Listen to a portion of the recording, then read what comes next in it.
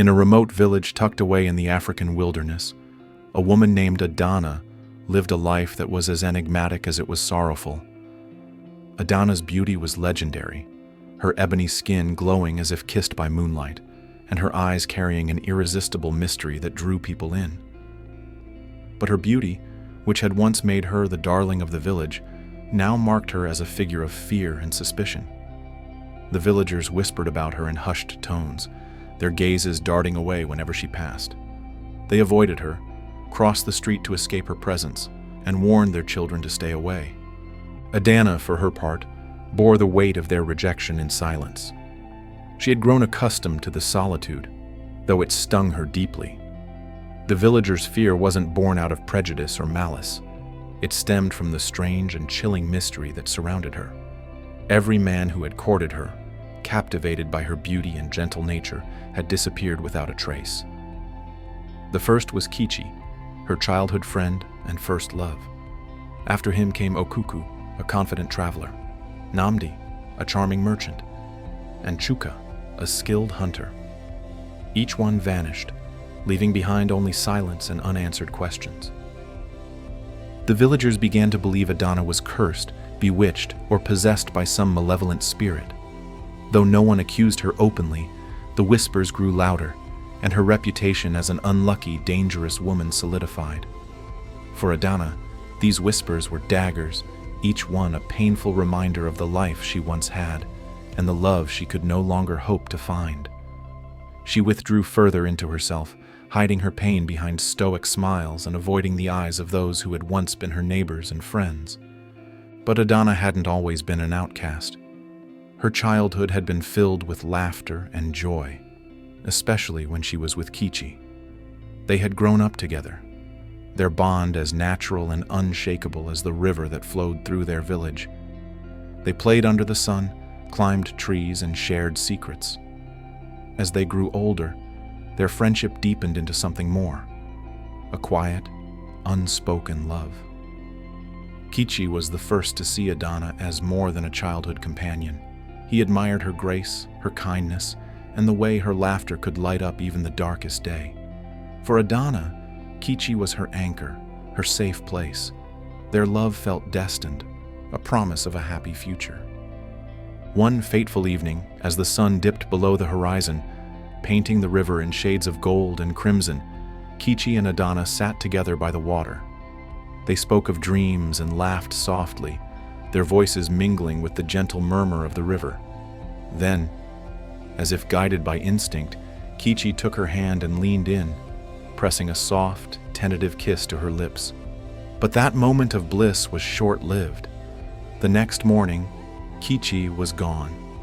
At first, Adana thought it was a misunderstanding, that he had wandered into the forest or gone fishing early.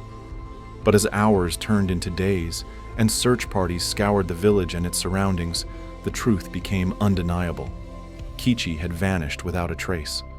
The villagers were devastated, especially his family, but no one was as heartbroken as Adana.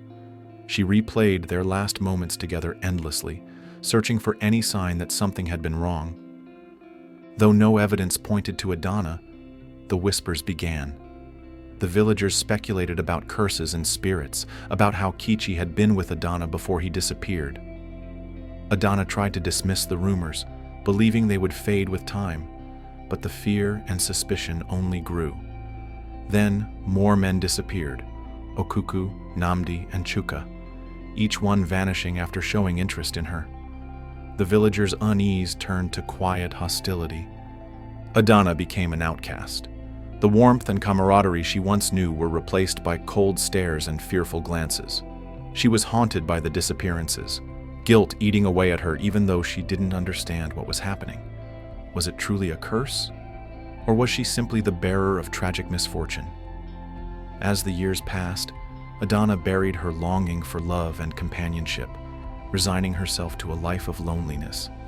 But the pain of what she had lost, especially Kichi, remained like a shadow, ever present and inescapable.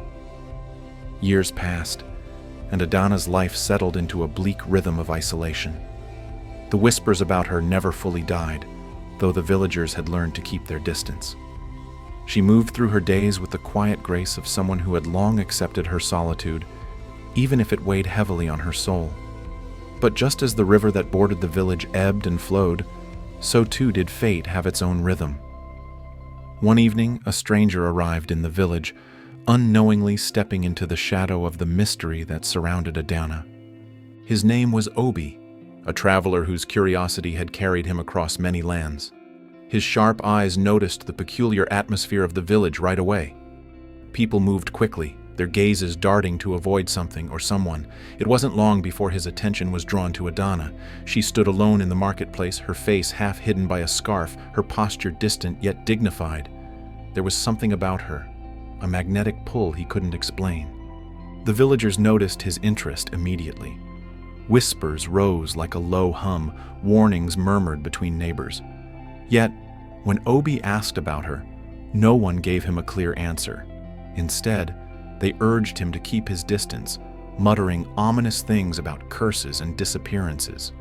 But Obi was not a man easily swayed by superstition.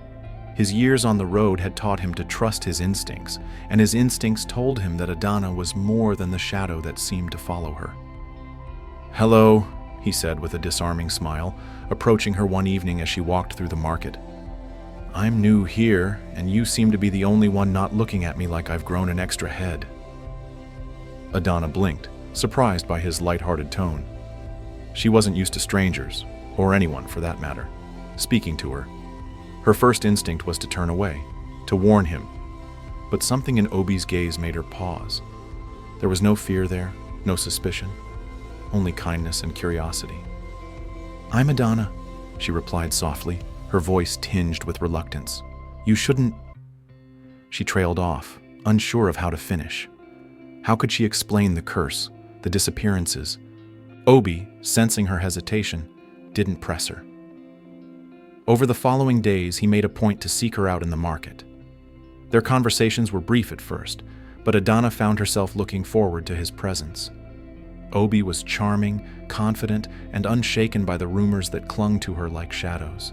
For the first time in years, she allowed herself to smile, to laugh, small moments that felt like drops of sunlight piercing through the clouds of her life. But with each step closer to Obi, Adana's fear grew. She thought of Kichi, Okuku, Namdi, and Chuka, all of them gone after getting too close to her. She tried to warn Obi, to keep her distance, but his persistence broke down the wall she had built around herself. One evening, as they walked by the river, Obi gently took her hand. "Adana," he said, his voice soft but firm. "I don't know what it is, but it feels like you're hiding something. You don't have to tell me now, but I want you to know. Whatever it is, I'm not afraid." Adana's heart clenched. She wanted to tell him everything, to beg him to leave before it was too late. But instead, tears welled in her eyes, and before she could stop him, Obi leaned in and kissed her. It was a kiss filled with warmth and affection, everything Adana had longed for but had feared to hope for. For a fleeting moment, she allowed herself to feel something she hadn't in years, the possibility of love. The moment ended too soon. Dread washed over her like a cold wave. She pulled away abruptly, her voice trembling. "You shouldn't have done that," she whispered. Confused, Obi took a step back. "What's wrong?" he asked, concern etched on his face. "Please, just go," she pleaded, her panic rising. Reluctantly, Obi nodded and left, leaving her alone by the riverbank, her heart heavy with fear. The next morning, he was gone. The villagers noticed Obi's disappearance immediately, their suspicions erupting into outright anger. A crowd gathered outside Adana's home, their patience finally at its end. They demanded answers, their voices rising with accusation. Elder Anil, the village's respected leader, stepped forward and called for Adana to explain herself. "I don't know what's happening," Adana said, her voice barely above a whisper. "I swear I never wanted this. I don't know why the men who come close to me disappear." The villagers murmured, some moved by her obvious grief, others unconvinced. But before the tension could boil over, a voice rose from the crowd, silencing the commotion. "I know what is happening," the voice declared. The villagers parted to reveal a man in flowing robes, his face lined with wisdom and experience. This was Chibuzo, a traveling shaman known for his knowledge of the spiritual and mystical. He had come to the village after hearing tales of the disappearances. As he approached Adana, his presence calmed the crowd. "This is not her doing," Chibuzo said, his voice steady. "This is the work of an ancient curse." The crowd fell silent as Chibuzo explained the story of the goddess of love and desire, betrayed by Adana's ancestor generations ago. Enraged by his betrayal, the goddess cursed his bloodline, ensuring no woman born of his lineage would ever know true love. The men who fell for them would be claimed by the goddess, a punishment that would last until someone faced the curse head-on. Adana listened in stunned silence as the truth unfolded. The disappearances weren't her fault, but the curse ran through her blood. "Can it be broken?" she asked, her voice trembling. Chibuzo nodded gravely. "It can. But you must face the goddess herself and offer your deepest fear in exchange for freedom." Though terrified, Adana knew what she had to do. She would embark on the journey, no matter the cost, to end the curse once and for all. The dawn of Adana's journey to the sacred mountain was heavy with a mix of fear and resolve. Guided by the shaman Chibuzo, she prepared herself for a trek unlike any she had ever undertaken. The path was treacherous, winding through dense forests, rocky cliffs, and vast stretches of wilderness. Every step felt like a climb into the unknown, but Adana knew there was no turning back. The curse had haunted her family for generations, claiming the men she loved and isolating her from the warmth of human connection. She had to face the goddess, no matter the cost. Chibuzo walked by her side, his carved staff tapping the ground rhythmically.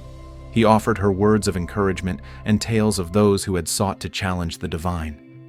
"This journey is not just of the body, but of the spirit," he said one night as they camped beneath a canopy of stars. "The goddess will test you, Adana. She will make you confront the fear you hide deep within yourself. Only if you prevail will the curse be lifted." Adana didn't respond immediately. Her mind was filled with the faces of those she had lost: Kichi, her first love; Obi, who had reignited her hope; and the others who had vanished because of her cursed bloodline.